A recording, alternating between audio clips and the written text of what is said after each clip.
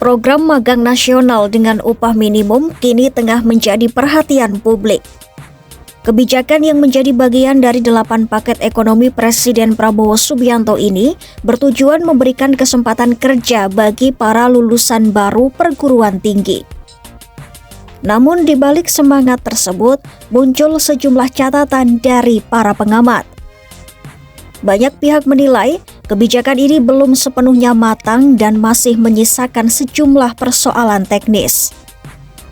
Pemerintah telah menetapkan panduan pelaksanaan program ini melalui Peraturan Menteri Ketenagakerjaan Nomor 8 Tahun 2025 tentang pedoman pemberian bantuan pemerintah program pemagangan lulusan perguruan tinggi. Aturan ini ditetapkan pada 30 September 2025, hanya sekitar 2 minggu sebelum pendaftaran magang dibuka. Kuota peserta program ditetapkan sebanyak 20.000 lulusan perguruan tinggi dengan periode magang selama 6 bulan, mulai 15 Oktober 2025 hingga 15 April 2026. Tujuan utamanya adalah memberikan pengalaman kerja, sekaligus membantu menekan angka pengangguran sarjana yang kini mencapai lebih dari 1 juta orang. Meski secara konsep terlihat menjanjikan, pelaksanaan teknisnya dinilai belum siap. Salah satu sorotan datang dari kalangan akademisi yang menilai tidak adanya pembahasan mendalam mengenai insentif bagi perusahaan penyelenggara magang. Hal ini berpotensi mengurangi minat industri untuk berpartisipasi dalam jangka panjang. Selain itu, pemerintah juga belum menetapkan standar kurikulum, capaian kompetensi, dan metode penilaian hasil magang. Tanpa standar yang jelas, hasil pelatihan antar perusahaan bisa berbeda jauh satu sama lain. Akibatnya, peserta magang mungkin tidak memperoleh keterampilan yang setara meski berada dalam program yang sama. Padahal, peserta magang merupakan lulusan perguruan tinggi yang seharusnya tetap berada dalam jalur pengembangan kompetensi akademik dan profesional. Tanpa keterhubungan dengan dunia pendidikan, hasil magang beresiko tidak diakui sebagai bagian dari proses pembelajaran yang berkelanjutan. Beberapa ekonom menilai, pemerintah perlu memperjelas formula penghitungan manfaat magang serta indikator keberhasilan program. Selain itu, perlu pula dirancang skema insentif bagi perusahaan, sistem pelaporan pasca magang, dan survei umpan balik untuk menilai efektivitas program di lapangan. Kepala Lembaga Demografi Universitas Indonesia I. Dewa Gede Karmawisana menyarankan agar pemerintah melakukan uji coba atau piloting terlebih dahulu. Melalui langkah itu, pemerintah bisa memantau bagaimana proses penempatan peserta, sistem pelatihannya, hingga hasil yang diperoleh sebelum program diterapkan secara nasional. Dari kalangan dunia usaha, suara serupa juga mengemuka.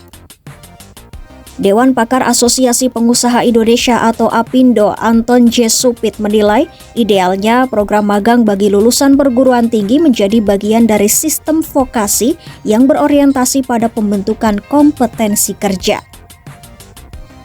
Perusahaan seharusnya tidak hanya menampung peserta, tetapi juga menyiapkan kurikulum dan sistem pelatihan yang terstruktur agar peserta benar-benar mendapatkan pengalaman kerja yang nyata. Sementara dari sisi akademisi, muncul kekhawatiran mengenai kelayakan perusahaan yang mengajukan diri sebagai tempat magang. Dosen Fakultas Ekonomi dan Bisnis Universitas Katolik Atmajaya Jakarta, Hari Seldadio menilai, perusahaan yang belum memiliki mentor, infrastruktur pelatihan, atau standar kompetensi dikhawatirkan tidak mampu memberikan manfaat yang optimal bagi peserta. Dari kalangan serikat pekerja, peringatan datang terkait potensi penyalahgunaan program magang. Tanpa pengawasan ketat, magang nasional dengan upah minimum dikhawatirkan menjadi bentuk eksploitasi terhadap tenaga kerja muda. Presiden Asosiasi Serikat Pekerja Seluruh Indonesia atau Aspirasi Mirah Sumirat khawatir, peserta magang bisa saja dimanfaatkan untuk mengisi posisi kerja dengan bayaran rendah tanpa pelatihan yang memadai dan tanpa kejelasan status. Pemerintah memang menegaskan bahwa peserta akan memperoleh perlindungan sosial, namun detail mekanisme dan penyesuaiannya dengan ketentuan jaminan sosial tenaga kerja belum dijelaskan secara rinci. Di lain sisi, animo masyarakat terhadap program ini sangat tinggi.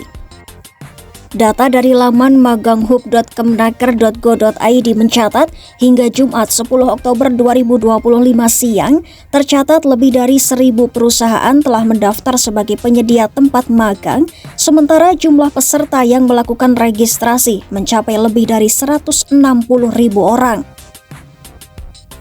Namun, jadwal pendaftaran dan seleksi peserta sempat mengalami beberapa kali penyesuaian. Kementerian Ketenagakerjaan mengakui sistem pendaftaran daring sempat tidak bisa diakses karena tingginya lonjakan trafik. Pemerintah pun menyampaikan permohonan maaf dan berjanji segera menyesuaikan jadwal agar semua peserta memiliki kesempatan yang sama untuk mendaftar. Program magang nasional memang menjadi harapan baru bagi banyak lulusan muda. Namun, tanpa perencanaan teknis yang matang dan tanpa dukungan sistem yang jelas, kebijakan ini bisa kehilangan arah. Kini, tantangan bagi pemerintah bukan hanya memastikan banyaknya peserta yang diterima, tetapi memastikan bahwa 6 bulan magang nanti benar-benar memberi bekal keterampilan dan peluang kerja yang nyata bagi para lulusan muda Indonesia.